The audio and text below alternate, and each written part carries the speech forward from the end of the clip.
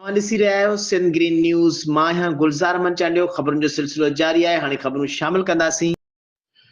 दादू खां रिपोर्ट कर रहियो आहे Akbar Dilwani. MNA member standing committee communication department Syed Ayaz Ali Shah Shirazi ji शिकायतुनि ते नेशनल हाईवे अथॉरिटी जे इस्लामाबाद जे अमलदारनि सैयद अयाज़ अली शाह शिराज़ी सां गॾु ठटे खां किंजर ताईं मरमत थियल रोड जे कम जो जाइज़ो वठी मुख़्तलिफ़ जॻहनि तां रोड जा सैंपल वरिता विया।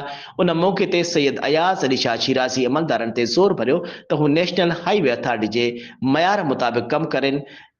जिन जॻहुनि ते सही कमु थियल न आहे उनखे फ़ौरन सही करे सही तरीक़े सां कयो वञे, छाकाणि त हिन वक़्तु रोड ते ट्रैफ़िक जो इज़ाफ़ी लोड हुअण सबबि हादसा रोज़ जो मामूल बणियल आहिनि। गॾिजाणी दौरान अमलदारनि ॿुधायो त ॻाढ़ो खां केटी बंदर रोड जो कमु पिणु मुकमल शुरू कयो वियो आहे, जॾहिं त नए ॿारनि जे नए पुल जो कमु पिणु 2025 ताईं मुक़ररु कयो वेंदो। उन मौक़े ते नेशनल हाईवे अथॉरिटी जे MGM इस्लामाबाद जे GM सिंध सैयद समेत नेशनल हाईवे अथॉरिटी जा डायरेक्टर पिणु मौजूदु हुआ।